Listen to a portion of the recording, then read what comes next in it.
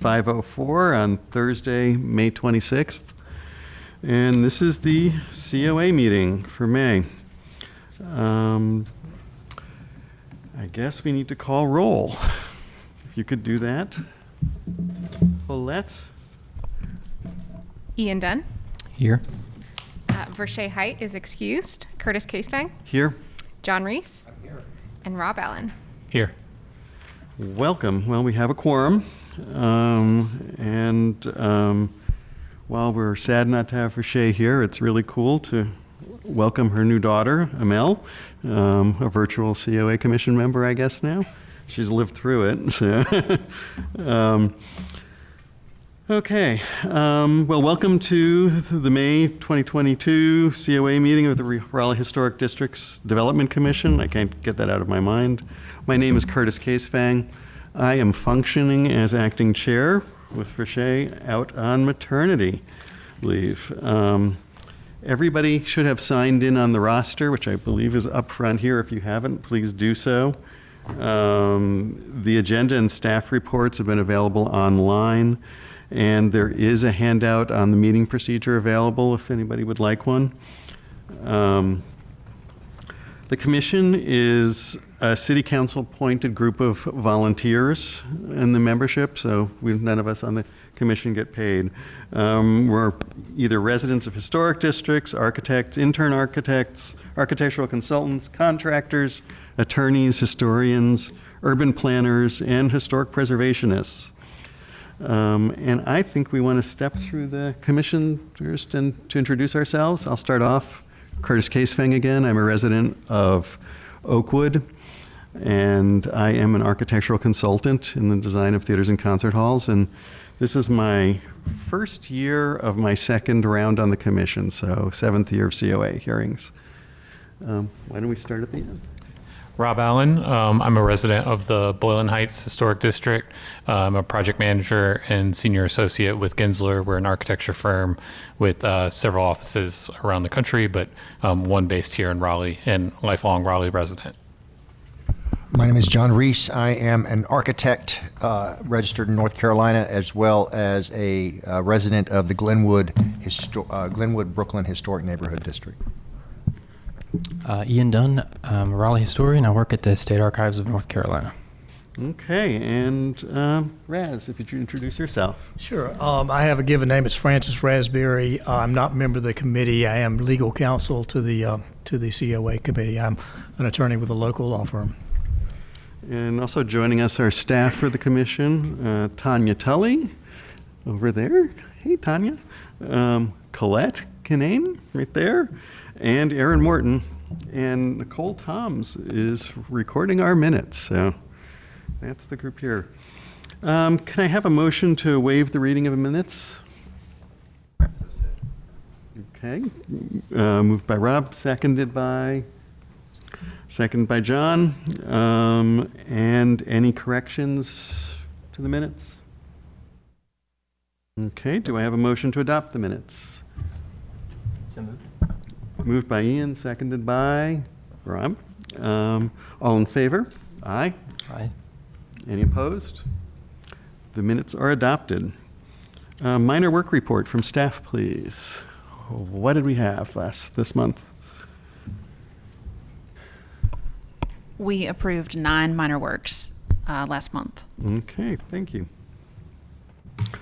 Okay, we're now getting ready to hear the applications. Prior to the meeting, notice has been sent to property owners within 100 feet of the properties in question, as well as residents. Legal ad has been placed, signage has been posted at the site. Commission members receive a copy of the application, staff reports, and were to have visited each property prior to this hearing. Staff reports were made publicly available with the agenda. And NC law provides that minor work applications can be approved, major work applications must be approved in an evidentiary hearing, which is where we are right now, and that persons have an opportunity to address an application if they desire. Are there any changes to the agenda that we should be aware of? Okay. Can I have a motion to approve the final agenda? So said. Okay, John moves. Rob seconds. All in favor? Aye. Okay, any opposed? Okay, agenda is adopted. Okay, do a little editing here. Okay, we're now going to conduct the evidentiary hearing. So evidentiary hearings are conducted in a quasi-judicial format. During the hearing, receive evidence as to the proposed changes and specifically their congruity with the special character of the historic district and the historic property. And we review this evidence against the guidelines that have been published and available online. And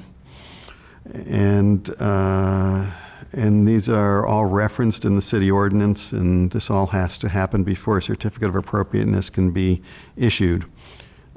Each application is heard in the same way as listed in the meeting procedure handout. The quasi-judicial format of the hearing requires that we be impartial. The written staff reports are evidence presented just as they are any other bit of evidence, and were made available to us, the applicants, and the public at the same time. If any of us has a reason to discuss specific details of an application before today, we will be asked to be excused from the hearing on that application. There is no time limit on testimony, but we kind of ask that you keep it rather concise and avoid repetition. And just to sort of reemphasize, the goal here is to talk about evidence of congruity relative to the guidelines and the structure in question.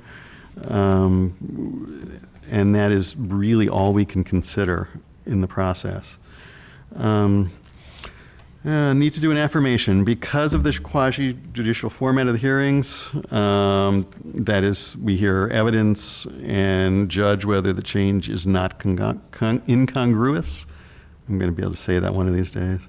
We're required by law, North Carolina law, to affirm and swear persons that speak before the commission and offer evidence. Speakers will be affirmed at the beginning of each case. Although oath affirmation forms have been signed previously, we are going to ask you to affirm here and go through that. Now we're going to swear in the staff once for all cases. Staff, if you would stand. Do you solemnly swear or affirm that the testimony you're about to give on the matters on today's agenda is the truth, the whole truth, and nothing but the truth? Colette. This is Colette. I do. Aaron. I do. Thank you. Okay, now we're going to step through the cases.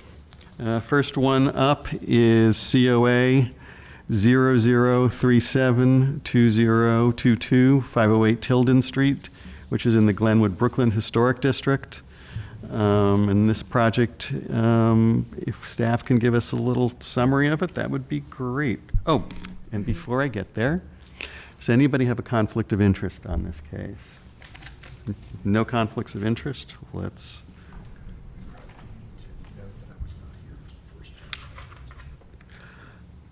We can note that. John was just pointing out that he was not here for the first hearing, which was deferred, but is here for this hearing and has all of the evidence from the prior hearing and has reviewed that? Correct. Thank you. Colette, your thing. Prior to my presentation, would you like to swear in the applicants? Absolutely. Okay. If you each could state your name for the agenda and address for the record. Adele Sweetwood. Okay. 2600 Glenwood Avenue. Okay. Apartment 322 in Raleigh 27608. Excellent. Do you solemnly swear or affirm that the testimony you're about to give in the matter is the truth, the whole truth, and nothing but the truth? I do. Thank you. Sir. Hi, I'm Chris Sweetwood, 2600 Glenwood Avenue, apartment 322, Raleigh, 27608. Do you solemnly swear then or affirm that the testimony you're about to give is in this matter is the truth, the whole truth, and nothing but the truth? I do. Thank you. Next. Jamie Dawson, 4616 Yates Mill Pond Road, Raleigh 27606. Okay. And do you solemnly swear or affirm that the testimony you're about to give is the truth, the whole truth, nothing but the truth? I do. Thank you. Sir. Adam Hancock, 6800 Holly Springs Road. That's 27606. Okay, and do you solemnly swear that, or affirm that the testimony you're about to give in this matter is the truth, the whole truth, and nothing but the truth? I do. Thank you, and welcome back all. Thank you. Okay, Colette. All right, thank you. So as you mentioned, this is case COA 0037, 2022 for 508 Tilden Street, which is in the Glenwood, Brooklyn Historic District, a street side, HOD. So this will be a refresher from last month, but there have been some changes in the project overall. So the current description is to construct a 2-story rear addition with a rear deck, alter a front porch foundation and roof, alter door and window openings, install exterior lighting, alter landscaping, and construct a patio. This is a view of the property from Tilden Street. A closer view of that front facade. And walking around the building, this is a view of the west facade, the rear, and a portion of that rear facade, and a glimpse of the east, and then the east from Tilden Street. And a context photo from Tilden. As noted in the staff report, the concerns are the height, which has been somewhat addressed, and just generally some final specifications and details for materials that have not yet been provided. And I do believe the applicants have some new information to share with you. Okay. Okay, and the applicant, if you could offer info. And you are the applicant, to confirm that, yes? Yeah. Chris and I are the homeowners. Great. Jamie and Adam are working with us. What we have, and I mentioned it to you, if you reviewed the response document to the staff concerns, I received a notarized letter from the previous owner that during the time of ownership, all of the windows of the house had been replaced at one point or another. There are none that are original, although the locations, of course, are original. And that was one of the questions we had last time, so we were able to obtain that. So it's a notarized letter to the fact. Okay. So other than that, I mean, the highlights from what we resubmitted from the changes and the feedback, both from the DRAC committee and the session from April 28th, in addition to the information about the windows, we did make some alterations so that make sure that the windows were all in the same locations in the first 50% of the house. So we pushed back the house another 2 feet in terms of where the addition would start. The overall size, we reduced the square footage by 231 square feet. We removed the second floor addition on the upstairs, so it's not wider anymore, it's just wider downstairs. So the upstairs remains the same width as the original structure. And then we changed the gabled roof to a hip roof, making it flatter, slanted, and less visible from street side. So we resubmitted plans associated with line of sight drawings, as well as, you know, all the information you need to kind of see the contextual view of where it would sit now. The peak of the second roof is actually 15 feet further back, so really pushed back the visibility of it. And we removed things like board and batten vertical siding, which kind of, I think, helped reduce the overall view of the house. The other big item from last time was the front porch roof design. So we did obtain a photo from 1995 that could show where the original roof had been, and then someone changed it. Now we could still debate which one is correct, because no one was here in 1914, but we believe the 1995 view is the more correct to original version, and we want to bring it back to that. The one thing I'll mention, and we can add to it later as needed, is because we're changing that front porch roof line, it may impact the size and placement of those two front windows. They may have to adjust, but we will keep them as an original, as much in the same place as possible. So that was why on the drawings there was a slight alteration to the size of the window. So we can talk more about that if you want to. I think those were sort of the biggest items of things to come back to you with. Okay, thank you. Anybody else to speak in support of the application? Guys? Anything else? Or No. You can answer questions, certainly. Okay, anybody speak in opposition on this application? Real quick, I can talk about the windows on the front. Yes. So as it sits right now, as the porch is framed, the windows are fine underneath. But if we go to rebuilding the roof, I don't think the size lumber is sized to span the current codes. So we're going to try to reinforce and keep the roof as is, because essentially we're going to be taking the overframe portion of the roof off of the original roof. So if we can keep that, we can keep the windows. The concern the architect had was his software not allowing him to span with the 2x6 that we were trying to spec. So I honestly think the windows can stay and that we can reinforce to carry. But in the design, it shows the smaller windows because of the software not allowing that to happen. So just want to clarify that. Okay, so, I mean, to repeat back, what in essence we're voting on here is the slightly changed size of the windows. But what you're saying is if you can, you'll keep them the same size as they are. Yes. Okay. For the two in the front. For the two in the front. Just the two in the front. Yeah. Just a quick question. Have you gone into the windows to find out what the framing was from original to it inside the wall at all? To have any idea about what the original size was? Because I would think that they would be. So on There in a some lot regard. of the windows, we haven't opened up the walls to see what the original framing were. It looks like they've been packed in on some of them, Okay. but we haven't ripped the walls open to see the original framing. Would you be open to, once that's done, knowing the actual size based on the original framing, would you be willing to follow through with that? Yes. Yeah. Okay. Yeah. All right.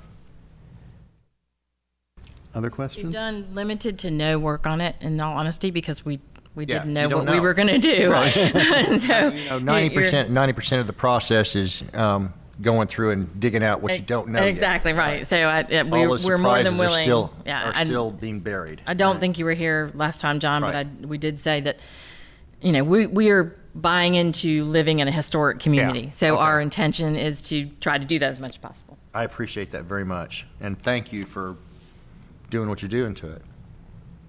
Sounds like we're neighbors. Yeah, we are. Well, you're on that side. We're trying to make that side better. Touche. Any other questions? Do we have a motion? I'd like to kind of make a comment. Sure. I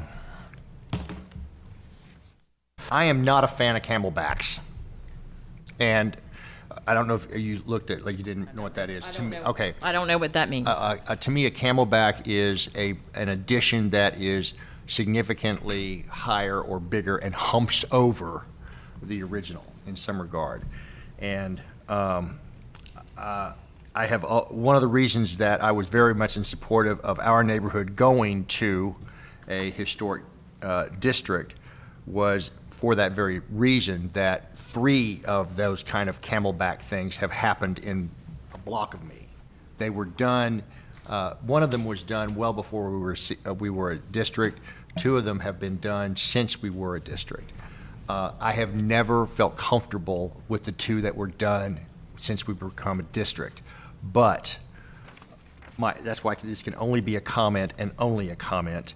It is, to me, somewhat of a, and I'm going to be blunt about this, a humiliation of the original, because it is so overpowering to that original, because this was a very small house, and now it's a very large house, or it's still a small house with a big house butted up to it.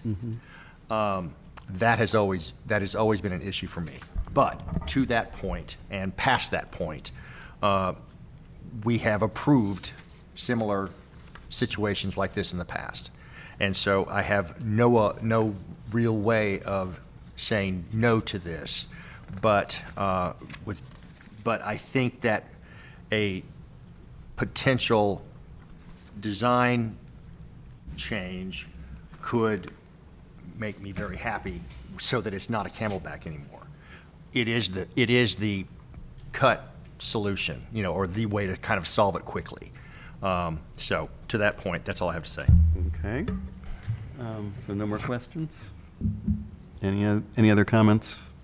With that, I'll close the evidentiary hearing and turn to discussion among the commissioners. Thoughts, guys? Ian?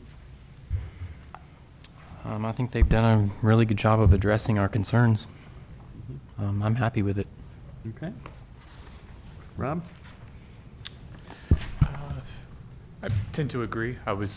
I should admit I was not on the table here, Yeah. the last one, but I was in attendance, and I do think the improvements are very good. They followed through with addressing a lot of the staff comments. John, further thoughts? No. Okay. I agree. I think they went off and listened to our comments and did a wonderful job of bringing it back into alignment with what we were asking. With that, then, can I have a motion for an application for certificate of appropriateness? Who wants to do it? Ian? How do I do this with this new format? We don't have staff, we don't have the, Actually, you do, because we are not, process-wise, we do not make motions on findings of facts, so it's just the conclusion that we're making a motion on. That's right, just your decision. so I move that based upon the evidence that has been presented in the application and staff's evaluation during the evidentiary hearing, the committee finds that I'm not sure what I say at this point. Sure, if I may, because procedures have really changed a lot following the training that's been held and the modifications to the process. The attorney to the board will prepare findings and conclusions to bring back to you at next month's meeting to consider and hopefully adopt your next meeting. So the only requirement is that there be a motion concerning either approval with conditions or without conditions, or denial of the application. That's really all that is asked for at this point, or deferral, of course, regarding disposition of the case. I move that the application be approved, subject to the following conditions. Do I read them, or do I just read them all? You read them into the record. That the vertical siding not be installed within the first 50% of the structure, that the window openings be within the first 50% of the historic house not be altered, that the front porch dormer not be altered, that the fiber cement or composite siding be painted and installed with smooth side facing out, that the front porch foundation design match the existing, that the picture frame window and trim not be installed, that the metal roof had flat pans with no ripples or striations, that the following be provided and accepted by staff prior to issuance of the blue placard. Manufacturer specifications and section for windows, manufacturer specifications and section for front doors, updated drawings reflecting the changes noted in conditions 1, 2, 3, 5, and 6, that the following be provided to and accepted by staff prior to installation or construction. Standing seam roof specifications including pan width, rib height, low ridge cap profile, color, and finish, manufacturer specifications for pendant porch light, manufacturer specifications for architectural shingles and standing seam, drawings showing installation locations for gutters and downspouts, manufacturer specifications and section for front door, construction details including railing section for deck, construction and material details for patio, detailed planting plan noting species and mature height. Where did you read all that? I don't know. Where did you read all that from? On the back page. 6.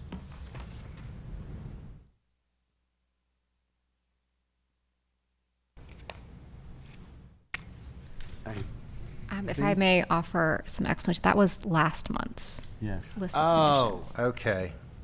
Did an updated sheet? We did. Yeah, Yes. we got an updated.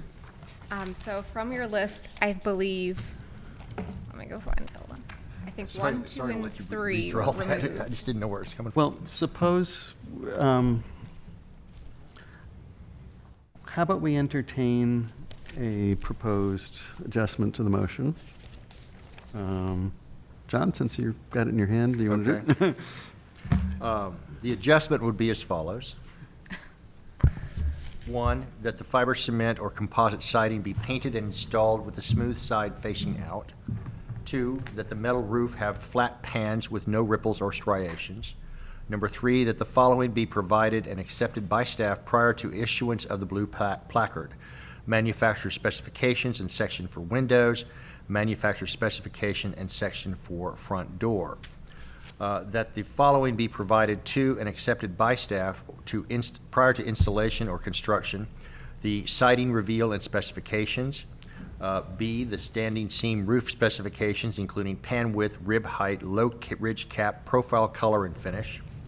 C, that the front porch railing, including section and corbel details, if the existing cannot be repaired or matched. D, that the manufacturer's specifications for pendant porch light. E, the manufacturer's specifications for architectural shingles and standing seam.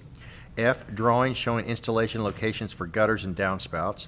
G, construction details including railing section for deck. H, construction and material details for patio. I, detailed planting plan for any landscape changes in the front and between the front wall of the house and the street, noting species and mature height. I would also like to make an additional condition, being that after there is investigation of the framing of the original windows in the wall, that the windows be altered or modified to fit the original framing. Do I have a second? Second. I have a second. Thank you, Rob. Okay, well, I believe we're now doing a roll call vote, Raz? It's not necessary. With just 5 folks here, that probably 4 folks here, it's probably just fine. But Okay. to just Okay. ask for a vocal vote. All in favor? Aye? Aye. Aye. Any opposed? The motion carries unanimously. Thank you very much for Thank coming you very in and much. all your Appreciate work. it. And welcome in the neighborhood. Yeah. Okay, moving on. Next case up is COA 039 2022 1011 Oberlin Road in the Oberlin Village Historic District. Do we have any conflicts of interest on this one? Seeing none, moving on. Anybody here to speak to this case? Okay, why don't you come on forward? I'm going to do this in the right order this time, and we'll get you affirmed.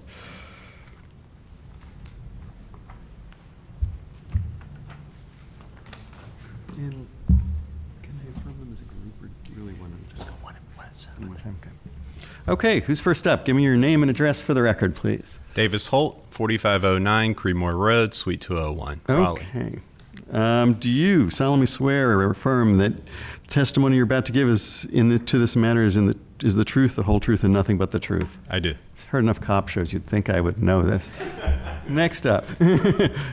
Rusty Long, 1305 Kingston Ridge Road, Cary, North Carolina, 27511. Okay, Rusty, do you solemnly swear or affirm that the testimony you're about to give in this matter is the truth, the whole truth, and nothing but the truth? I do. Thank you. Next up. Worth Mills, 4509 Creedmoor Road, Suite 302, Raleigh, NC 27612. Okay, and do you solemnly swear or affirm that the testimony you're about to give in this matter is the truth, the whole truth, and nothing but the truth? I do. Okay, thank you. Okay, and property owner present. Thank you, sir. Okay. And Worth is the attorney representing the case tonight. Noted, thank you. Okay, well, Okay. Aaron, can you I think do I've the got honors? this mic in the right spot. We'll see. Yes. All right. This is case COA 39-2022 for 1011 Oberlin Road in the Oberlin Village Historic District. The work request is to construct 3 attached primary residences with attached garages, construct 3 driveways, and construct a 4-foot fence. This is an image of 1011 Oberlin Road as it exists now. You can see Oberlin Road on the right, and the existing structure, which it's worth noting has previously been approved for demolition via the COA process. Another view of the overall site. This is actually, we're stepped back to the next property over. So the subject property line is much closer to the house than indicated in this picture. This is a view from the corner of Oberlin Road and Mayview Road, looking back toward the existing structure. And we're going to move down Mayview Road now along the street view and the rear portion of the property. Staff concerns, this is paraphrased from the staff report, so I'd encourage you just to refer to the staff report. Were noted for a built area analysis, historic evidence to support the construction of connected and repeating building forms, and the proposed mass and spacing of those building forms. There are no historic examples of detached or attached garages in the district. The primary facades and entries do not face the main road, Oberlin Road. Height comparison to contributing neighboring buildings was not provided. The proposed front walks do not connect to the street. Scaled planting plan. Let's see. And this is a summary of potential evidence and specifications. So evidence to support the congruity of full paved concrete driveways, continuous poured concrete foundations, vertical board and batten siding, the front door being off-center from the front steps and entry, and a full glass front door design. Also not provided were specifications for the driveway and walkways, siding, doors, garage doors, windows, trim, roofing, porch columns, lighting, paint, and mechanical units. Evidence for configuration and placement of the second floor windows was not provided. Section details for the eaves and porch railing were not provided. A 4-foot tall fence is proposed to be more than 65% solid and proposed along the street side. And then the final fence design, gate locations, and finish were not provided.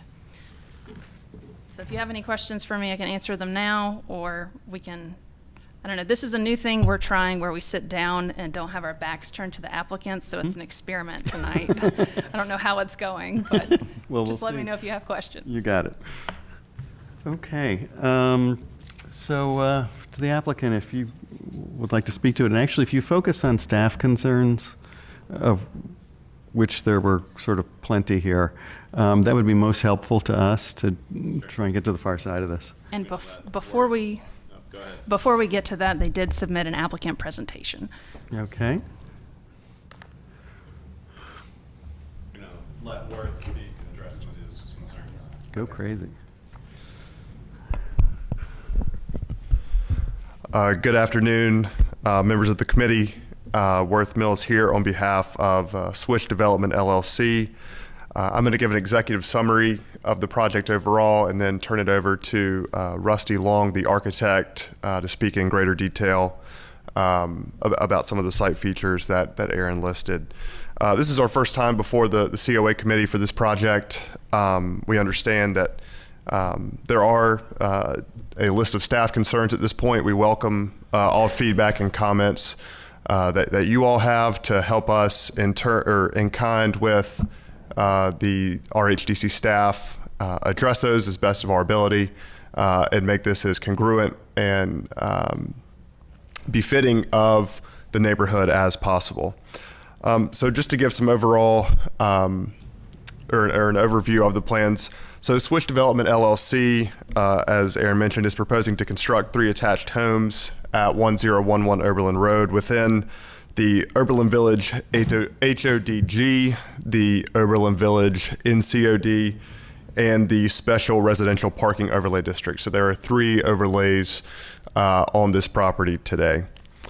These homes are each proposed for 2 stories, separated by a 1-car garage facing Mayview Road.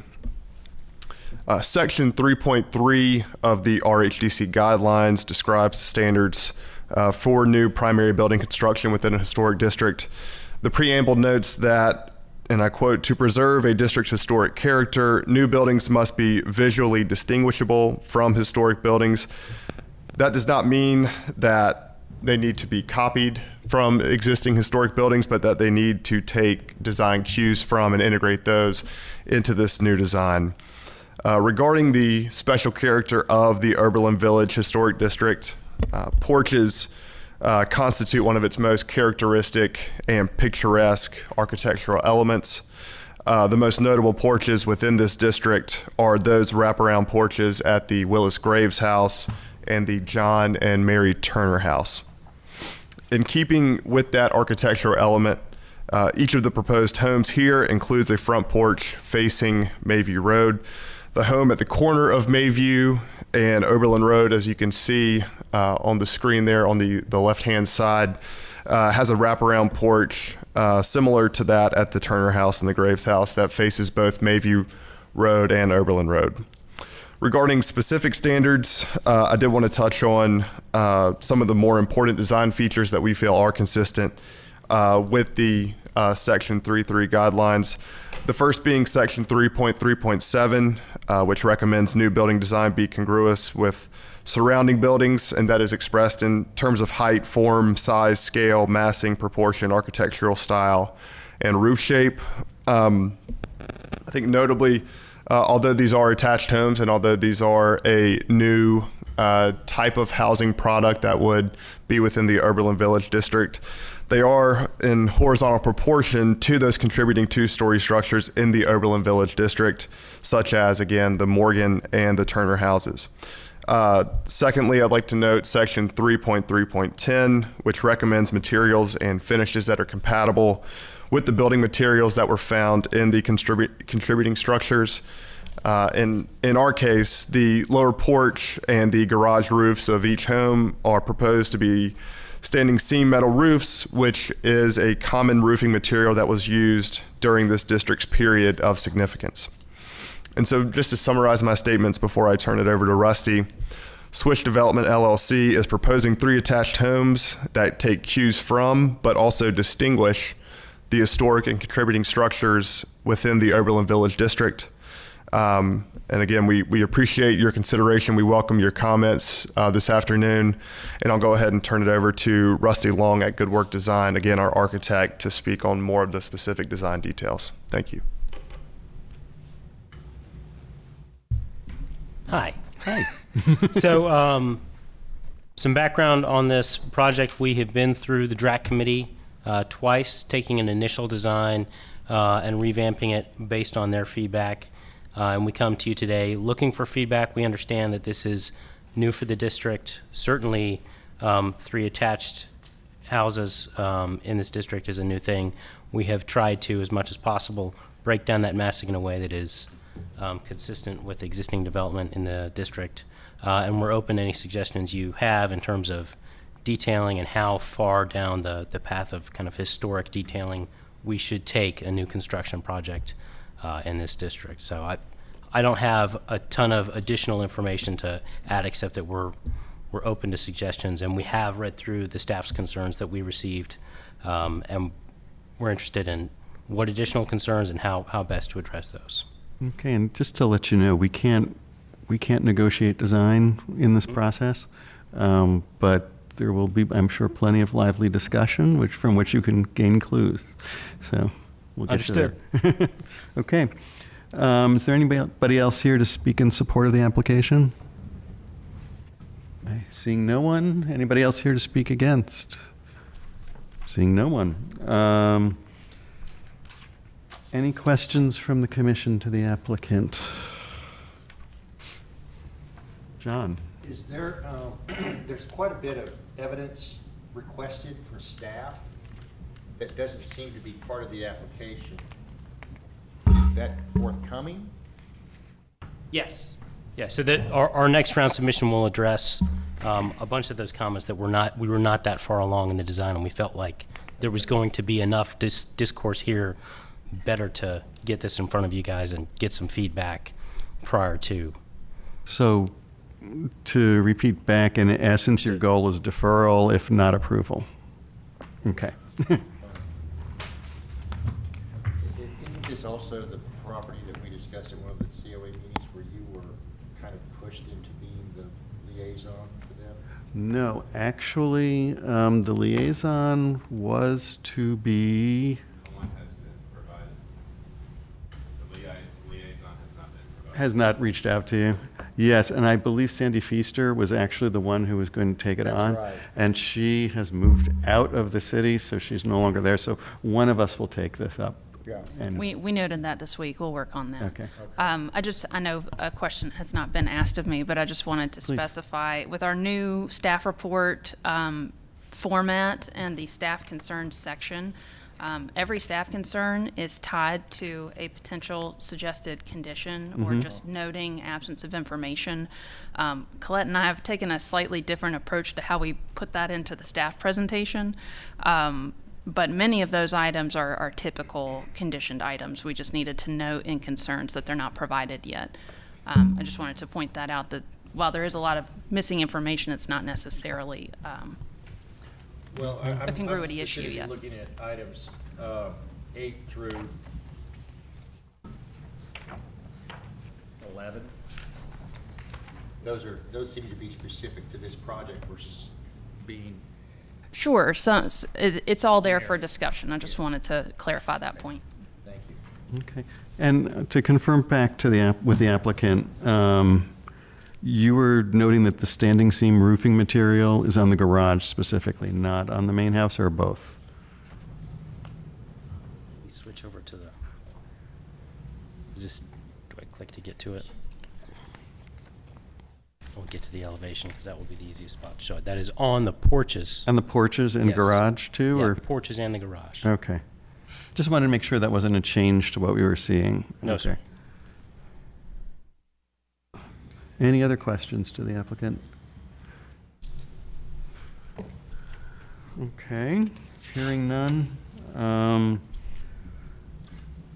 John? How much design change are you willing to go through? As much as it takes. Okay, that's all I wanted to hear. Thank you. You have an architecture professor here, so yeah, this is what's going on. Okay, so I think what I'm going to do is close the evidentiary hearing and turn it around to discussion on congruity. Anybody want to lead it off? You guys will note that I'm avoiding that because I'm sitting in the chair's position. Okay. John. Here we go. Okay.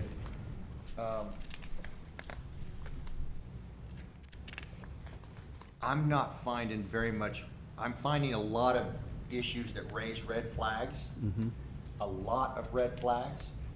I'm having a very difficult time finding aspects about this design and this project that actually work with this neighborhood. The issue, I think you kind of said something earlier about its justification for this being that we are not trying to copy what's there. In fact, you're not supposed to. What you are supposed to do is be congruent. Congruent does not mean copy, but congruent means that you fit within the guidelines that we have established. For example, garages. It is very well documented from staff that garages are not part of this neighborhood. And one might note there's no evidence to the contrary. And there's no evidence to the contrary, exactly. Yeah. The issue I have also is that this is a corner lot. The history of all of the houses along Overland is that they face Overland. This one does not. The side porch does, but that's a side porch or a wraparound porch, which its side faces Overland. I think you have referenced the 3 houses along Overland in terms of the setback situation, in terms of their relationship to Overland. Wonderful. I see none of that in this design in terms of how those houses influence what you're doing. You referenced the 2 Morgan and Turner homes. Those homes are and we've discussed this in previous COA meetings, are somewhat anomalies to the Overland Village, not the standard. Oberlin Village. The three houses that face Oberlin are much more in standard with what the district is about. The center door being symmetrical, the proportion of the windows not being square, are all issues that come into red flag issues here. The pathway up to the garage, up to the actual front of the house, is off of the driveway, which is a very suburban approach, not an urban one, and definitely not part of this neighborhood, which basically reaches out to the street. I'll start there. Okay. Rob? Okay. Rob? I'm good at the moment. Thanks. Ian, thoughts? Well, I agree with pretty much everything John said. My main sticking point is the garages, but Okay. the garages really bother me. Much rather see three freestanding houses than just connected by garages. And I don't know that we saw any evidence to support connected homes, and the applicant has acknowledged that. When I was going through the application and looking at the evidence provided in the application, I found that some of the evidence provided in support of one thing was actually dispositive relative to other aspects of the design. We note the design, as John said, the corner house is addressing Mayview instead of Oberlin. We note that the houses along Mayview are canted relative to Mayview. But then when I start going through the application, I'm noticing that on the side street, the houses tend to be parallel to the side street. And I note on, for instance, the overall in the historic district, no garages apparent in the district. I also, we don't have any evidence to lot coverage here, but inferring from the drawings to the overall district image, it does appear that our lot coverage is very atypically high in the district, for the district. I'm sorry, I'm going to roll through this because there's just a lot. The porches themselves, other than at the entry, the porches appear to be sized more like hallways than a living space, whereas the historic porches tend to be deep enough that you can get a couple of chairs out there and basically furnish them.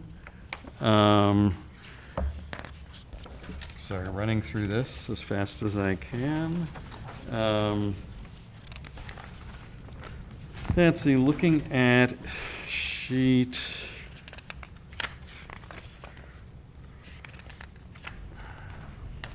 Wow. I guess the first up is A18. This is again the discussion on lot coverage. If we look at 903, 905, and 907 to be justification for what's on Oberlin Road, to be justification for the portion of the project that is facing Oberlin Road, the alignment, the relationship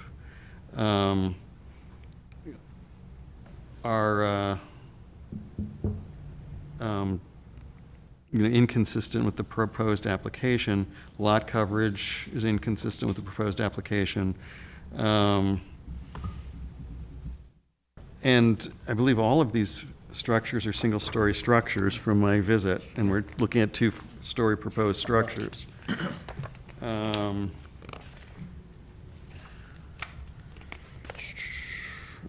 Stepping through all of the subsequent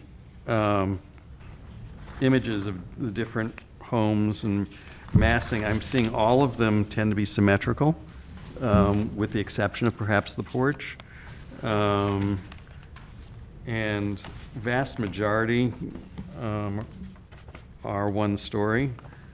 And that continues through A30, 31, which is two-story, one of the few two-story examples, but it's a precedent that is certainly useful for the two-story. Same with A33, useful precedent for two-story, although it's also very symmetrical. You know, we've not hit anything in the district in this submission that is asymmetrical. So I think you have some work to do in justifying that. And the guidelines are very clear to us on how to look at form and congruity in some of the visual images. So I think those would be worthwhile taking a look at. I could go on, but I think the application needs to come on back with a ton of revisions, a lot more documentation, and to try and bang down the staff concerns and either provide evidence of their congruity, the proposed congruity, or an adjustment to make them a little more congruous with the form, proportion, fenestration in the district. That's my opinion.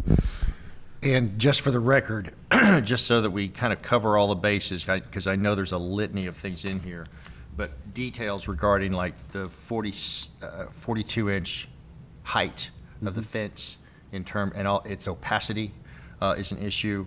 The continuous poured concrete foundation is a question.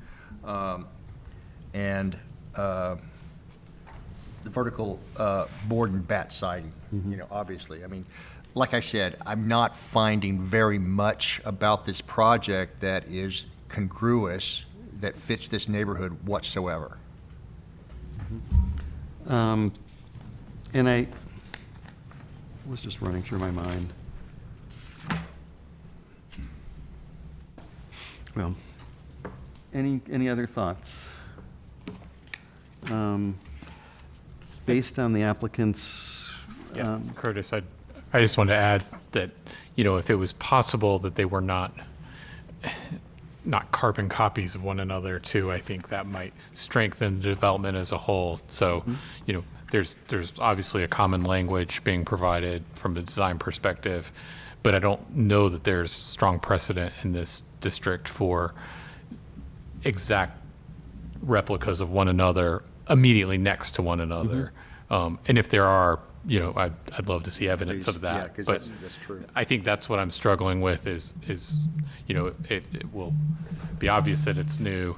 I do see some connection to some proportion, but I think the repetition of this, while I typically, from a design perspective, would like repetition, I don't know that there's precedent for that in this particular, you know, situation.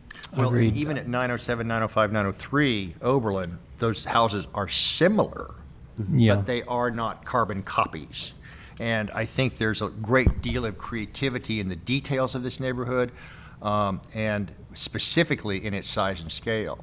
The symmetry issue is very strong, and I just want to encourage you that limitations can spawn creativity. They don't limit you in terms of what you can and can't do. I think there are potentials here for a great project, but as it stands right now, it's not. So, based on applicant's request, I'm wondering if I can have a motion to defer pending So moved. additional. Okay, we've got a motion. John, seconded by Rob. All in favor? Aye. Aye. Thank you. We look forward to seeing you back. I hope that helps more than it hurts. Okay. Buried my list here.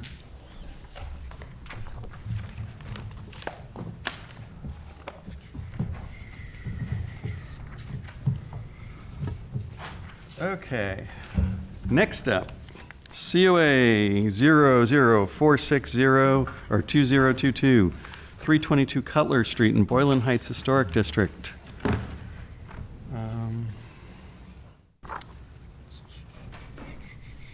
Do we have any conflicts of interest on this case? Hearing none, we're moving on. Affirmation time.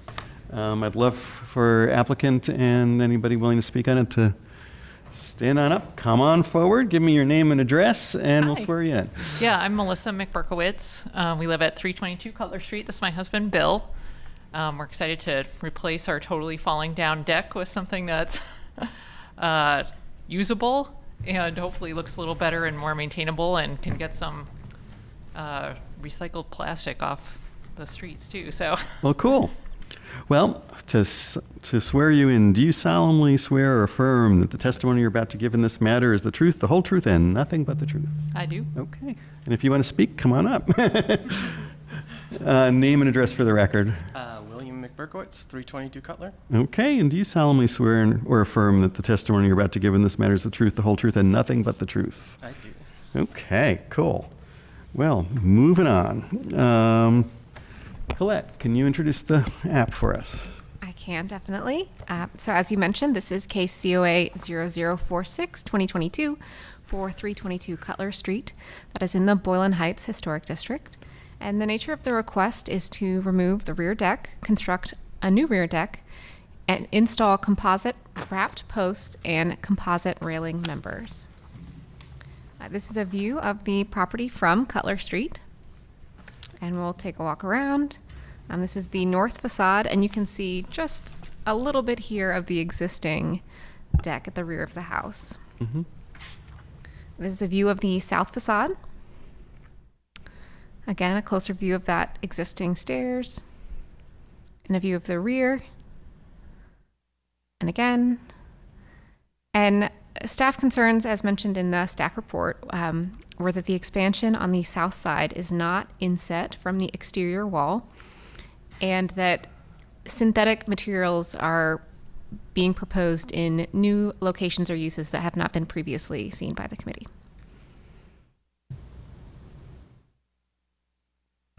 Okay. The applicant, if you'd like to come on up, if you can address some of staff's concerns and any other thoughts you want to add to. Yeah, so we did bring samples that the contractor gave us of the decking itself and the railing, if you guys want to see that. In terms of the footprint of it, since we've got that existing patio, the contractors are trying to figure out a way to work with that existing patio without us having to rip it all out. And so the new post, I think that's why the deck on the one side is a little further out than it was before, because we need to put the post outside of the concrete so it can be footed into the ground properly. And that side of the house does have that little jut out that you could kind of see, but it would be pretty flush with the end of the house, where I don't think it is now. And then, yeah, those samples are basically just the normal Trex, but for the top and bottom of the railings, and that same post style you would see there. I think we've got a picture in the application that matches what the final railing will look like in full size. And then the posts of the railing are just the pressure treated wood with basically that sleeve around it. You can kind of see how it's hollow and it'll slide over. So we get the maintenance of the Trex, and not have to paint or stain it. And that additional railing with the Trex too will take about 25,000 recycled plastic bags to use as part of the decking. So it's like a win-win. Win for us. We don't have to maintain it. Okay. Any other thoughts? Anybody here to speak in opposition or support on the application? Seeing nobody. Staff or commissioners' questions for applicant? What's wrong with your old deck? The main problem is the stairs on that side. Mm-hmm. I think, I don't know if we can go back to the one picture. The picture from the side, they're actually falling down. We had to block off the stairs because they're collapsing. And they do a picture that shows this part. Yeah, kind of in there. They're rotting and collapsing in on themselves. So rot is bad. Rot is bad, yeah. Well, Bill's done about as much as he could do for the top to make sure the railings don't shake anymore. And all the contractors that saw it kind of said, wow, it doesn't look like this was built to permit because the boards on the bottom are a little wonky to it. There's got 2x4s sliced in that are kind of supporting stuff as structural members. Very dangerous looking. The railing is not actually attached at all properly. It's just nailed from the top into the boards underneath it, and that supports the outside of it. Well, based on that response, why not just repair what you have rather than ripping everything out and starting from new all the way around? Can you go back to the other? And I say that because it would save you this process. Oh, okay. Yeah, so like a lot of the boards underneath, I mean, the one problem that I wanted to fix with some of the deck too is the bottom isn't super usable right now. We wanted to, like the new design will open up the space so we don't have the weird metal poles all over the place and we can actually use it. And it's cantilevered way too far for, it's, I don't know if you can see the scale on it, but it's probably 4 or 5 feet over 2x6s sitting on top of big metal posts that we don't know what's underneath them. Yeah, you can kind of see like some of the boards they don't go all the way to the end of the deck. They just kind of end in the middle. And then there's another board like sistered to it to get a little further. I also noticed the landing seems to be supported by dry stack block. Yeah. Yeah, okay. It's not great. So it's a ramshackle. Yeah. So bottom line, code and construction issues brought you to this point. Yeah. Yeah, we didn't think we could fix it. I mean, I think when we first bought the house and rehabbed the rest of it, you know, we kind of slapped a coat of paint on it to get through some years, but I think we're past that now, especially with the stairs.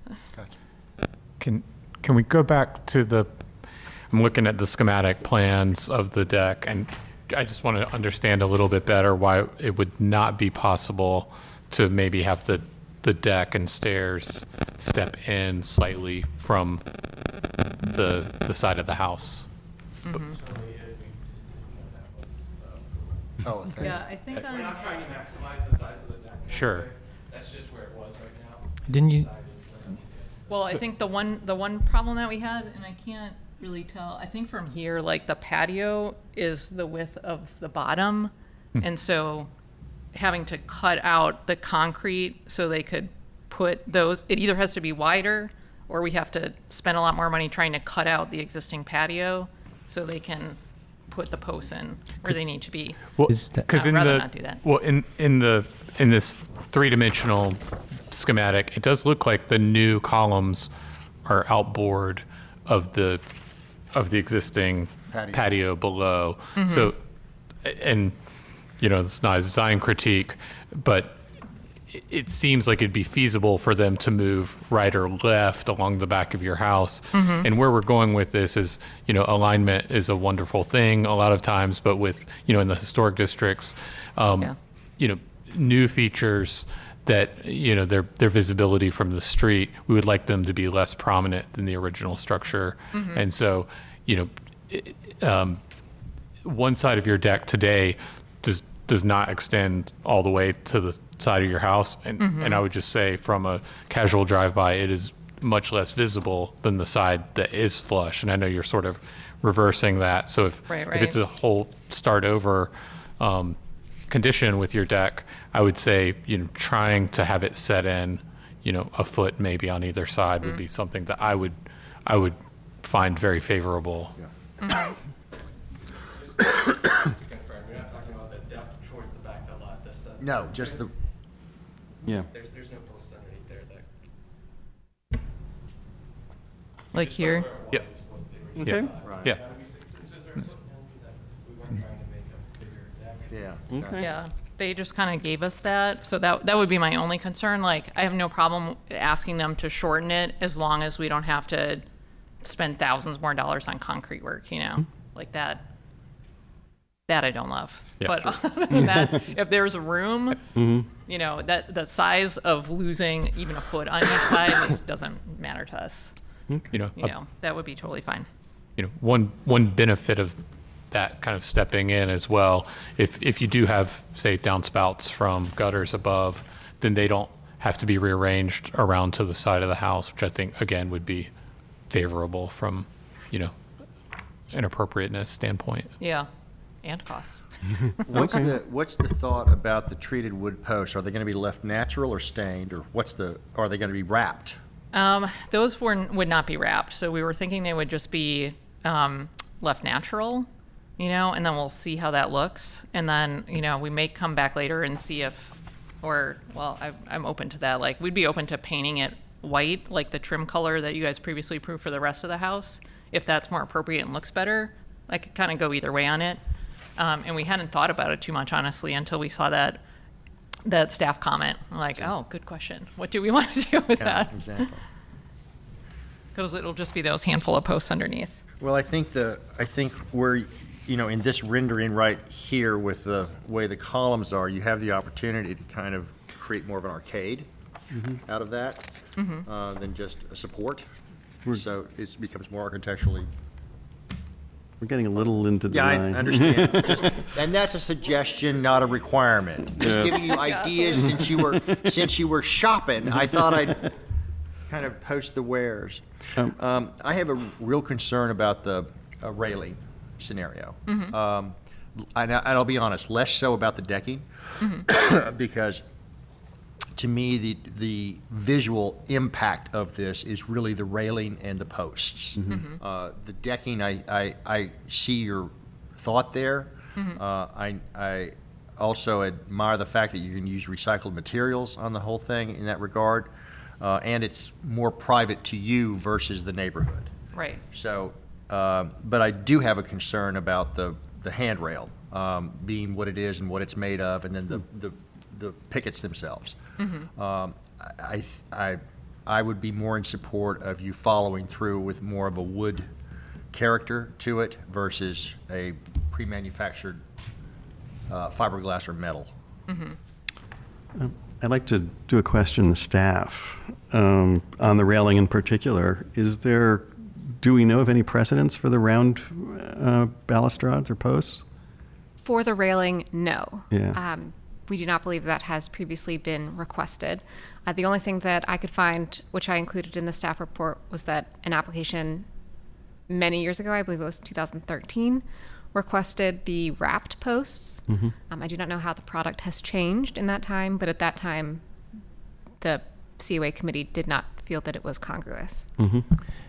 In 2013, were composite decking boards congruous? That's an excellent question. By 2013, we had approved composite decking. Tanya is shaking her head, yes. Okay, thank you. Any other questions for staff, applicants? Okay, well, with that, I think we're going to close the hearing and have a little conversation. You want to lead us off? I agree with John's thoughts about the railing and the decking. I'm fine with the Trex decking, specifically on the back of the house. I think minimal impact to the neighborhood and the district, but I have concerns over the railing and balustrade style as well. So I'd love to see something more similar to, a wood balustrade and handrail, or guardrail, rather. John, thoughts? And I don't want to open up the public hearing again, but a question ran through my head. Do they have a railing on the front of the house on the front porch? We Yeah. do. Consider that an open and close. Yeah, open and close. Yeah. Can we find Okay. it? Oh, sorry. Yeah, I thought there was a photo. Yeah, right there. Okay. Square. My recommendation would be that they match the railing on the front for the decking on the back. That's where it's consistent with the neighborhood, it's consistent with the house, it is not an anomaly, and it's a no-brainer. Okay. Ian, thoughts? So you're pretty agreeable to making it a little bit more narrow in the back? Yeah, I think we just got to look at it, make sure the footprint, if the footprint works with the footings, I'm totally fine with that. Well, I guess we can make that a condition, or? Yeah. Okay, so let's reclose the hearing to be official. And I guess I'm looking for a motion. And I think it's a motion with some additional conditions. Applicant's asking to reopen the hearing. With no objection, I'll reopen the hearing. Sorry. If Trex has like the square posts that kind of look like the would that be acceptable? Because I would really like, I mean, the maintenance obviously is great, and we're big environmental people. We'll probably be back asking about solar panels soon. I don't know what the rules are for that. I'll email you. But for if that will look more like the front of the house in a lot of the neighborhood, would that be okay? Here's my understanding of Trex. It is a system. It is not necessarily a part and piece. Mm-hmm. So whatever, I don't think, you'll have to ask your contractor this, but I don't think that its railing system will accommodate customization, meaning that you can use different parts from different pieces. Again, I think that for consistency, the railing that you've got on the front is a perfect solution. Mm-hmm. And since we're open, question to staff on the railings and whether we've approved composites for railings in the past, or would this be new precedent?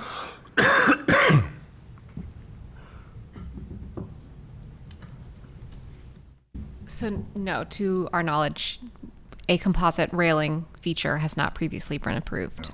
It's decking, column caps and bases. Those are the ones that we most frequently So see. water tables, basically. Okay.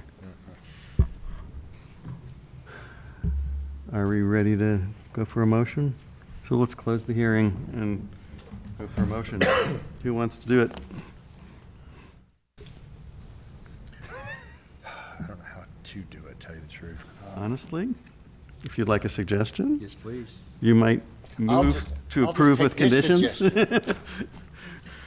I move that we, based on the evidentiary hearing, staff concerns, as well as the presentation by the applicant, that we approve this application with the following conditions. Is that correct? That's correct. That number one, that new post holes be dug manually and tree roots larger than 1-inch caliper that are encountered while digging shall receive a clean final cut using tools designed for the purpose, such as loppers. 2, that the following materials and specifications be submitted to and approved by staff prior to issuance of the blue placard, a section drawing of the railing. Number 3, that the following materials and specifications,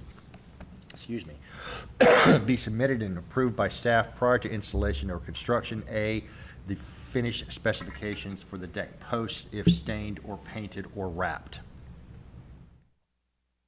Okay. Number 4, that prior to the issuance of permit, a revised set of drawings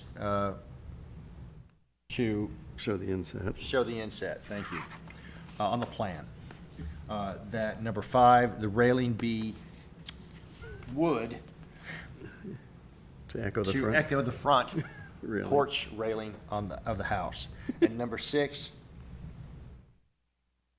balustrade. The balustrade should echo the front porch as well. So basically, the railing and pickets match what you have on the front.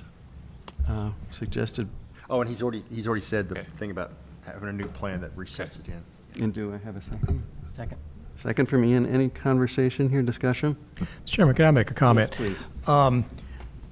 Just because one of the improvements in the procedure that have been discussed by council and staff relate to conditions which are relatively important in the context of the application overall, rather than taking action that might be viewed as approval in part and denial in part. Our recommendation is to ask, since I think you've pretty well identified in added conditions 4, 5, and 6, some changes that the committee favors. I think it would be appropriate to ask if the applicant would consent to those conditions and have the application be deemed amended to incorporate those changes, rather than having some question over whether there's been a partial approval and a partial denial with the ambiguity that might result from that. I can appreciate that. If you wouldn't mind. Okay, so opening public portion to the applicant. And does that apply to all going forward, or to just applications that have more than 2 or 3 conditions? Well, the principle is the same, but given where this case is right now, what I just suggested relates only to this case. Okay. So the question that Raz has helped us come around to here is to ask you if you'd be amenable to amending your application to revise the footprint of the porch to be inset from the house on both sides, to change your railing system to be wood and echo the front railings in kind of geometry proportion. How confident are you about the footprint of the patio? 100%. Okay. Then we're good on that.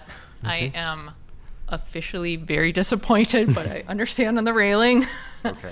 I think the contractor said they almost never install Trex railings or Trex decks without Trex railings, but they can, obviously.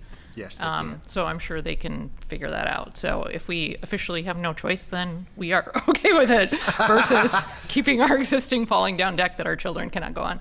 Okay. Well, thank you. Appreciate that. Very much so. So closing the hearing again. John, would you care to amend your application to strike options 4 or conditions 4, 5, and 6? Don't they need to be on there since they? No, they just accepted it, so it's an amended application to include those. Where does it get put into it? It's going to be in the in the minutes. Okay. If it's amended and it's in the main thing, then fine, yes. And did I have the second? Is that you? Did you accept that? I do. Okay. Then all in favor? Aye. Aye. Any opposed?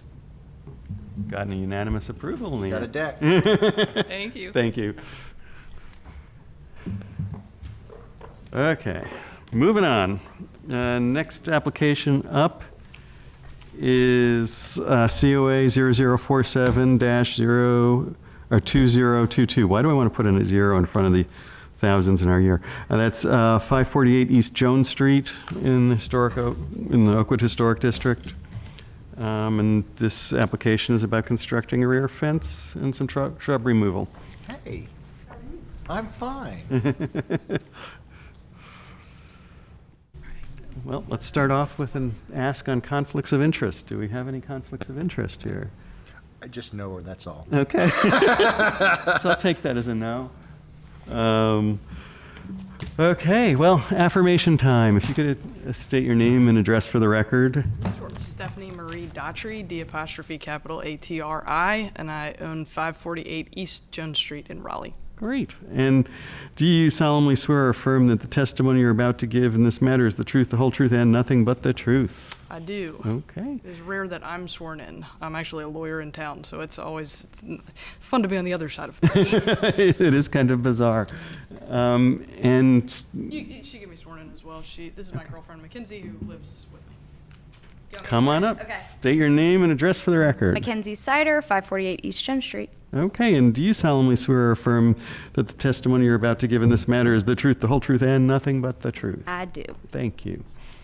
Okay, so, All right, Tell us we about have it. a staff presentation. This is case COA 47-2022 for 548 East Jones Street in the Oakwood Historic District. The request is to construct a 6-foot fence and remove shrubs. We still have that arrow. Colette, do you know how to?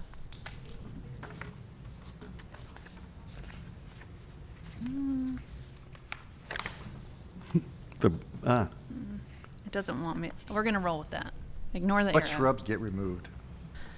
All right, this is a view of 548 East Jones Street from East Jones Street. The work is proposed in the rear of the lot. So this is a view from the east side and the west side looking towards the rear of the lot. This is a view, the house is directly behind you looking out towards Mosley Lane.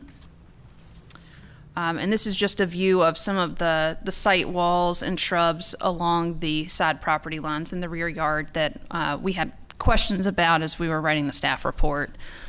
And a view back towards the rear of the house. I think we're standing about where the fence line is proposed, and then a view from the full lot from the rear property line on Mosley Lane. Staff concerns is simply that this is a through lot, so the rear yard is technically street facing, fronting on Mosley Lane. So the design guidelines aren't entirely clear whether a 6-foot solid fence would be appropriate. So is holding it back 70 feet, does that meet the congruity standard? A regulated tree with a critical root zone located within the proposed work area was identified on the site visit. So we're just noting existing tree information and a tree protection plan for that tree. A scaled site plan showing proposed fence locations in relation to the existing site features, and whether or not they're proposed to be altered for the fence installation. Okay. That's all. Thank you. To the applicant, would you like to give us any info in support of the application, please? Sure, I'm happy to address some of those. I just recently looked at these, so I'm going to speak to them as best that I can. There is a large hickory tree in the back of our property that's right next to the fence or the deck that was approved by this commission several years ago, and I can reference the specific number if you'd like, but it was approved in 2016, and it was, I mean, you can look it up on our property. So there was a tree protection plan utilized with that particular application, and I'm happy to sort of just adopt that. They kind of reference the tree in there. It's a large hickory tree. We actually had, when we first bought it, we had an arborist come and look at it, and they said it was a very healthy, mature tree, and we want to keep everything about it. I hope that lightning doesn't strike it and let it fall on the house, but we want to do everything we can to protect that tree. It's just there's no way to avoid putting a fence in without going around the tree in some capacity. And so certainly we'll do everything we can to protect it, but I can kind of adopt that plan, which essentially they tried, I think, at various times to have a 15-foot, I think the recommendation was to have a 15-foot protection zone where possible. Obviously, you know, if you look at the tree, it butts up very closely to the neighboring site. It's a very long and narrow lot, as you probably could gather from that very first picture, which, can I go back to?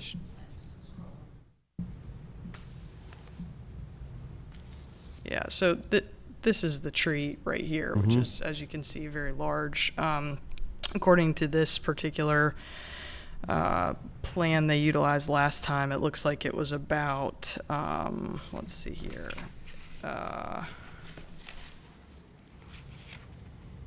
They said it was 36 inches in diameter. It's probably about 38, somewhere between 36 to 38 inches. So it's very large. A typical tree protection zone would be much larger than, you know, probably our lot size. So, you know, we're certainly happy to adopt that tree protection plan. We've had the arborist who actually came out last time was with Bartlett Tree Service, and I'm happy to call them and get a new one if you'd like, or just adopt whatever's in here. But apparently the tree is very healthy, so we'll try to avoid it the best we can. I'm actually not even sure, based upon the survey that I got, whether or not there's a concrete wall, if you can, like right here, and you know, I can't tell if I don't think the roots go under that because the wall kind of blocks it. So I think it actually, most of the roots appear to anyway look like they're going in the opposite direction, closer toward the fence, which they clearly, or the deck, they clearly built around. But happy to adopt that if the commission or would like. With respect to the shrubs that are being removed, I think you had a question about that. A lot of them, I'll go back to none are being removed in the front, so it really just is in the very back. And from here, like, you wouldn't even see the fence from this angle on one side because it would be kind of abutting where the HVAC unit is on that side, which is at the very, very back. You could you wouldn't be able to tell. I'd really love to be able to tear this ugly thing down, this ugly fence down.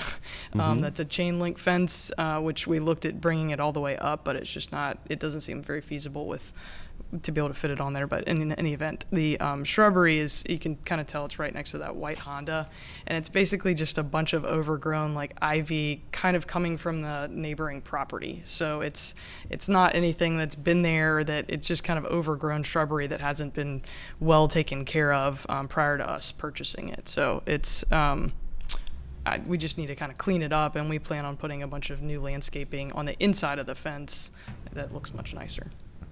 I think I'm happy to answer any questions that you have that would be more specific, but we're really building the fence, as I'm sure you can probably imagine, for our little puppy dog. Right. So I just really need her to be able to run around in the back and have a place for her to go. So whatever I need to do to make that happen, I'm happy to do it. Cool. Anybody else to speak in support of the application? Anybody in opposition? Hearing none. Questions from you? Tell me about the 6-foot height. Sure. I'll address that in a way that I'll just be very blunt about it. I have neighbors next door to me. It's an apartment complex that I don't think fits very well with the character of the Oakwood neighborhood. Most of you are probably familiar with it. The owner of that property refuses to do much about keeping the character together, and they often have tenants there. I do landlord-tenant law for a living, by the way.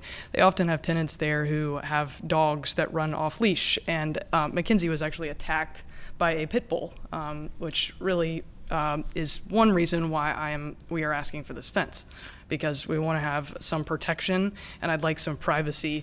I've seen a drug deal there before, and I'd really like to not be looking at that while I'm sitting on my back deck trying to enjoy my property. I'm hoping that property gets cleaned up at some point, but that's obviously not up to me. It's up to the neighbor next door. So I'd like a 6 feet. There are many fences in Oakwood, and I'm sure y'all can vouch for that, that are 6 feet in height.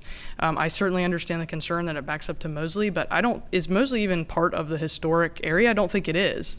Mosley is actually the only cul-de-sac I think it's one of two cul-de-sacs, I think, in Oakwood, and I don't believe it's in the historic portion. It doesn't back up to the historic district at all. The only part that's facing the historic district would be the front of the property, where you really wouldn't even see much of the fence. So we're going to do a 4-foot. It's a 4-foot door from kind of what you can see, and then it kind of goes, it's a straight line down that's 6 foot, so it'll be a little bit higher, that you'll see at the very, very back of the property. If you drive by, you'll barely be able to notice it. But I can find plenty of properties that have 6-foot fences near them, and it's not facing a historic portion. So that's one reason why it's suggested, for that reason and for the privacy with the neighbors next door. Does the 6-foot fence, I'm sorry. Nope. Does the 6-foot fence, is the top of it to be horizontal level, or is it going to follow the contour of the land? Kenzie, you talked to the guy. I think it'll follow the contour of the land, which is all fairly flat. Okay. Yeah, I'm also happy to have it built so that it's the same way. I mean, whatever you prefer. I don't think it matters to us as long as we can keep it approximately 6 feet at its highest portion. Yep. So I'm looking at the site plan diagram. Is it correct that the black line is the extent of the fence? And I think it's probably also in your presentation as well. But is the 6-foot fence? Yes. So the black line. Yes. So it stops, a significant distance from Mosley. Okay, just want to make sure I was understanding that correctly. And then tell me about, what are the blue lines representative of? I'm sorry if that's somewhere and I overlooked it. Oh, those are your, yeah. Yes, hello. So the blue lines are my work. We were working on trying to clearly dimension and accurately show what the proposed work was without the need to get a scaled site plan. Understood. Okay. So those were just measurement marks I noted. They needed to provide a dimension there. Okay. And Aaron, since you're up there, am I correct in remembering that one or more of the adjacent houses subdivided their lots roughly in half? There are 2 subdivided lots that front on Jones Street, on Mosley Lane, yes. So this fence is basically, if they were on those lots, it would be in the backyard of those lots? I haven't looked if it lines up with those property lines, Roughly? but approximately, yes. Okay. Curtis, you can barely see it in the, Yes. I think that's one of the subdivided lots. I think it is too. Adjacent.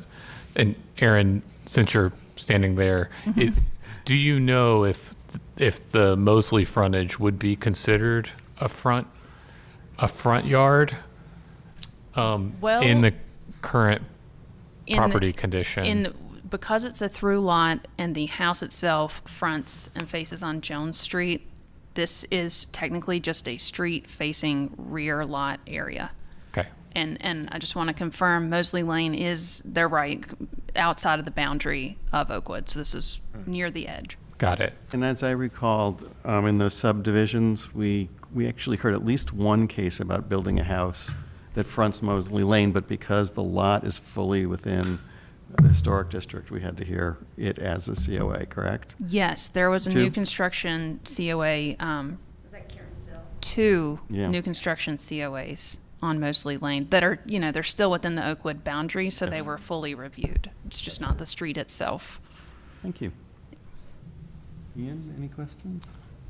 None that I can think of right now. Okay. So how about we close the hearing and discussion? Thoughts? We've approved 6-foot fences before in Oakwood. Lots. Then what's our problem? I guess the main Don't have a sticking problem. point is the fact that it's visible from Mosley. Okay. Yeah. But it's 70 feet away, so 70 feet away, and the district across is not a district to us. Yeah. Across Mosley. I mean, even if it was, it's still 70 feet. Yeah, it's still 70 feet, yeah. I just worry about the precedent that it might set. I think one of the things we've noted is it's back 70 feet. Right. That in the record, that Yeah. it's roughly a Mhm. subdivision line I think between lots. that situation is probably pretty unique anyway, Yeah, so. that's what I thought, it's a Yep. unique situation. Yeah, in my brain, it's a no-brainer. Yeah. Okay, do I have a motion? I can do it. Okay. Based on the evidentiary hearing, staff concerns, and the presentation by the applicant, I move that we approve this application for this fence with the suggested conditions. Number 1, the applicant shall receive prior to commencement of the work all other required permits or permissions from governmental agencies. 2, that any revisions or deviations to any portion of the as-submitted work shall be submitted to staff prior to installation or construction for review and approval. That the tree protection plan be implemented and remain in place for the duration of the construction. 4, that any new post holes dug be manually done, and tree roots larger than 1-inch caliber that are encountered while digging shall receive a clean final cut using tools designed for the purpose, such as loppers. Number 5, that the following materials and specifications be submitted to and approved by staff prior to the issuance of the blue placard. That A, visual tree protection plan prepared by an ISA certified arborist or landscape architect, noting regulated tree locations, sizes, species, critical root zones, and protection/mitigation measures. And do I have a second? Second. Ian does a second. All in favor? Aye. Aye. May I ask a question? The tree protection plan that is part of the old application, I say old, it's 5 years, what is it, 7 years ago? Can we, We'll kick it into their court, but I okay, think it's reasonable to assume since nothing's Yeah. changed. just save us some time and money Yeah. that would be helpful. When I read that, I thought, I wonder if that you could use the existing ones. Right. Yeah, that would be my preference. Thank you very much. Okay, thank you very much. Appreciate it. Okay, next case up, COA 0049-2022, 715 South Boylan Avenue in Boylan Heights Historic District. Come on down.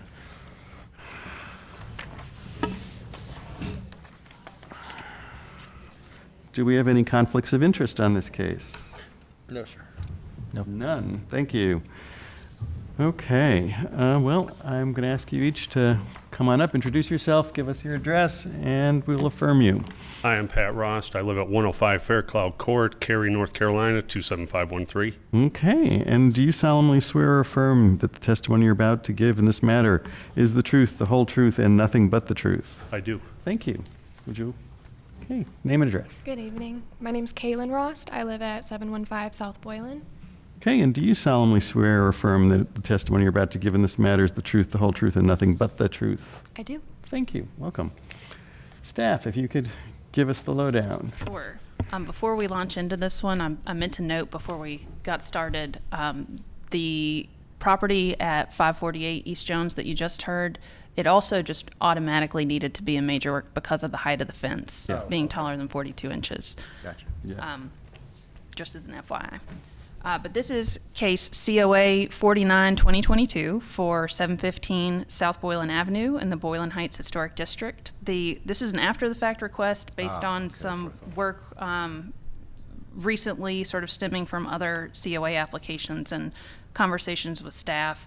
And it's worth noting that an additional minor work was submitted and approved today. So I think we referenced that in the staff report items, but that is a couple of weeks old, so just an update that minor work has been approved. The request is to construct a brick retaining wall, alter front yard grade, remove historic front step concrete cheek walls, install new painted brick front step cheek walls, install 2 wax myrtles. And you can see here that this is somewhat of an atypical lot, both in configuration and size, along South Boylan Avenue. This is a view of the house from South Boylan, and there's sort of a steep drop-off in the side yard, which should be apparent in later photographs. So here's the front side yard where there has been some grade alteration, and you can see the retaining wall constructed. These are slightly old site visit photos, so that fence has now been amended via the minor work that was approved today. This is just a view of the historic wall. So as a reminder, after the fact applications are reviewed as though the work hasn't happened yet. But for reference, we often include photos of the completed work so you can see it's just easier to tell what the request is for. So this is an image of the wall as it is currently proposed. And just a better view of the turn there on the south or maybe west property line. And then there are 2 wax myrtle trees, shrubs proposed in this general area of the rear yard against the rear fence. And a view kind of looking back across the rear yard. So staff concerns noted are the proposed wall height and front and side yard grade changes from the existing. The proposed changes are unclear precisely. I'll add the applicant has noted that while we did not have a wall drawing in our packet due to the difficulty of scanning the large size, I think that you all do in your packets. So I would just encourage you to refer to that as we move down these concerns. The proposed wall is taller than the previous wall and visible from the street. It's unclear whether the west wall section is an alteration to the historic configuration. Evidence of a specific drainage problem to support the regrading was not provided, nor was a grading plan. Original cheek walls on the primary character defining facade are proposed for removal. The proposed cheek wall design does not match the original, and the proposed screen planting height and proximity to an existing tree in the rear yard. So I'll scroll back to the top here, and then if you have any questions, just let me know. And if you'd like to speak in support of the application, and actually if you could specifically speak to the suggested conditions, that would, if you're comfortable with them or not, that would be helpful too. So I guess if we start with the retaining wall, because of the height code, I had to get an engineer to come out and engineer the wall. So I build it to the engineer specifications. He has a buttress wall on each end, and also one that is undergrade in the middle. He wanted one on the house side because he didn't want it tied into the house because of the condition of the foundation, and he wanted on the other end. There actually was a little bit of a buttress wall on that end in the original wall, and there's still actually some brick visible from that. That's kind of wedged between two trees that have probably helped destroy the wall. So he wanted on that end to stop because the property flows west towards the neighbor's house. So with the addition of the wall stopping the flow over the wall, it would have just shed down onto the neighbor's property. So we've graded it, and we've had some severe rains. There's been no erosion, no water shedding onto the neighbor's property, so it seems to be working well. The wall is visible from the street. There's about 12 inches exposed. Now with the total height of the fence and the wall, it's the 42 inches. He did not want water flowing over the wall like the last wall. That's what caused a lot of the issue. And the height of the wall is higher, but it's not a lot higher because the old wall had deteriorated and deposited. There was actually the wall that the brick picture, there was actually a cinder block wall that was in front of that one to try and retain it that failed and was piled up, and there was actually still 2 courses of that block. So when you'd measure it, you would get like a 6'4" height, but really there's still 2 courses of block under all the debris. So we removed all the debris and really have it at the natural grade that you see the picture of the wall. And it really is serving its purpose. The engineer wanted a lot of gravel in there to aid in the drainage of the system. He said that was the big problem, is it wasn't draining properly and flowing over. The old wall was actually tilted, leaning in. So questions on the wall that I can help you with? Nothing. Anybody? No? So we'll move on to the cheek walls. I know it's late and you're probably getting hungry. So the cheek walls, I wanted to pour the cheek walls just like the original steps had in design. I could not find a concrete guy that could do it. I went through 5, and none of them knew how to do it. I've actually poured the steps with a footing on each side because what I intended to do, I was seen in the neighborhood houses that had the brick cheek walls, and I have a mason that could replicate the brick cheek walls in the neighborhood with the arch in them. But we had a site visit, and I guess we held up till we have approval to do something there. So we poured the steps so that we could get the CO on the house, and the original steps were out of code. And we have the footing sitting there. If I had a concrete guy that could pour them, I'd pour them. I would have liked to pour them at the time I poured the steps. So I guess I'm looking for suggestions, in what we can do. In the neighborhood, we see about half brick and about half of the concrete when we walk around. So I'm open to suggestions on that, and we'll do what's necessary. And you're saying you weren't able to find somebody who was able to do the concrete. I cannot find somebody to do them in concrete. But you I can can find a brick. a mason that can make the. So the proposal is really for brick cheek walls. Okay. And we propose painting them the same color as the foundation so they blend in more. Okay. Any questions for them? Anybody else? And then the third item is the wax myrtles, which is our first COA. One of the neighbors, I guess, had an issue with his privacy once we added the deck on the back of the house. So we weren't required to do anything, but after the COA, I went and talked to the neighbor and told him that I would put a couple plants in to try and buffer him. So that's what that's for. Okay. Okay. Any questions on that? No questions. And no one else here to testify one way or another. Okay. So with that, I think I'd like to close the evidentiary hearing and just have some discussion here. Thoughts, Ian? Guideline 1.4.6 says basically if you have to replace it in kind. But if the original is in poor design, then, you know? Yeah.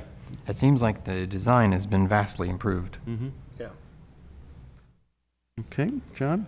I'm surprised you can't find a concrete guy that can do the cheek wall. I mean, I have it done myself. I can give you the name of the guy. I'll use them. If you have one, I'd be happy to use them, but I honestly went to 5 guys and none of them could do it. Really? Yeah. Okay. Yeah. And we're closed. Closed hearing. Oh, so- sorry. I was just commenting to you. I was not asking you a question. Yeah. So I think that, you know, because we've had other cases where, in Boylan, where this step issue on the front of the house was brought up, and I remember the specific one where there was a request to go to brick versus doing concrete. And how do we resolve that? And we did not approve it. Where was that? Oh, I don't Was know. it Dorothea? Was that Dorothea? It might have been Dorothea Dix Drive, yeah, or Dorothea Drive. 1028 Dorothea, South Street. But it 1028 was, South they Street. were requesting brick steps. Steps, not cheek walls. Well, So, but the whole They thing. made the whole cheek walls. thing. Yeah. And we did not approve it. We requested that they go to concrete, which is what was done. And if, the staff is suggesting here that it's get a stucco finish so it reads as concrete. So That would be, I think that would be acceptable to me, as long as, although, here's the thing with stucco. It won't, you know, it'll look like horrible in a year. And I agree. If you have a guy that you think can pour them, I'd rather just pour them. Okay. I would have rather poured them when we're pouring everything else, but Okay. I couldn't find anybody to do it. I got it, great. Good. Okay. Rob, any thoughts? I could ask staff a question. Let's open the hearing and. Yeah, sorry. Help me, are there precedents for replacing cheek walls in kind, but with a different material? Not that I'm aware of. Okay. And while precedent, you know, your previous decisions can certainly influence your future decisions. Sure. It's important to note that every case is specific to its own details. We actually issued some questions to our statewide and nationwide preservation listservs to see if anyone else from other commissions had suggestions or anybody else in North Carolina knew of some contractors that could take care of that work, noting that we're, you know, having a historic trades crisis and can't find people to Sure. necessarily do this kind of skilled labor. And didn't get great responses. There was suggestion to maybe pour forms 2 different sets and set them together, but certainly not like a contractor's name that they could call up. So maybe we Okay. should have emailed our committee. And then follow-up question, do you know, Aaron, if there's a precedent in Boylan Heights for a cheek wall that is masonry that is of this has this curved articulation? Because I think that my guess is, based on what you just said, that that's the hang-up, is that, you know, the applicant provided precedents. They all seem to be, where they're brick, they're squared off and level at the top. And then the proposed design, I think, looks very nice, but I don't think there's So an certainly example squared of- off brick walls with a concrete cap or a stone cap is most typical when you see brick cheek walls in Boylan Heights. However, the image that is the example image is also located in Boylan Heights. Okay. I don't have information on whether that received a COA or if it's perhaps original or the contributing nature of the house. But there is, that photo was taken, So it's a couple houses. it's a couple of houses down on Okay. Boylan Avenue. Thanks. If I'm not mistaken, I'm going to have to really pick your memory on this. I thought that we had seen this step with the application on the other one, and that this one was not done through a COA, the image that they've shown us here. I don't know why I think that, but I do. So, Colette, was that your case? Or is it new construction? Was this a new construction? I would have to research it to know I'm for sure. I'm sorry to ask so many questions. Yeah, there's some new construction houses down from that house. A few houses down to the right. And It's entirely possible. There are 3 relatively new houses right down at the bottom of the hill. And the lattice skirting here suggests to me that it's not one of the historic houses. 'Cause that was not a typical thing. I think that that's correct, but I would need to check. Okay. And also, I need to, I've seen in this picture here where the cheek wall is, that the steps are a paver versus being concrete themselves, which in a historical way, those would be concrete. They would not be a paver.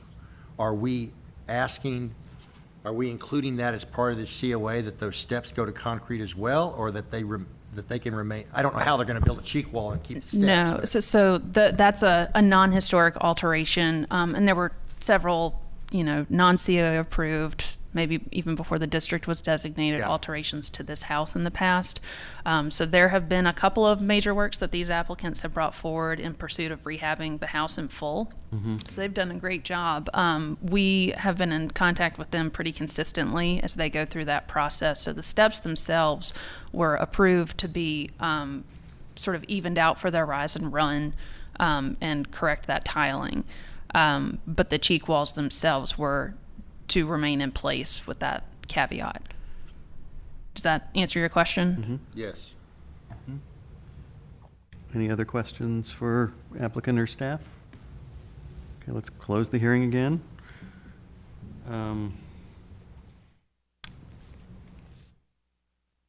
I was thinking this was a no-brainer, but in our conversation, it clearly has a little more to it.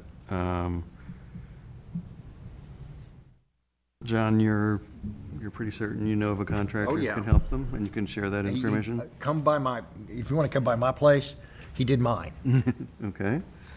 So with that, how about I suggest we go for a motion and slightly adjusting the suggestion, condition number 2, to require the concrete cheek wall, which I think is actually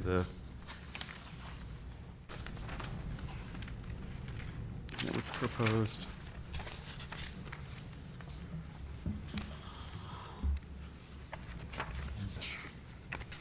Too much paper. I know, I'm looking for the sheet. There it is. Yep.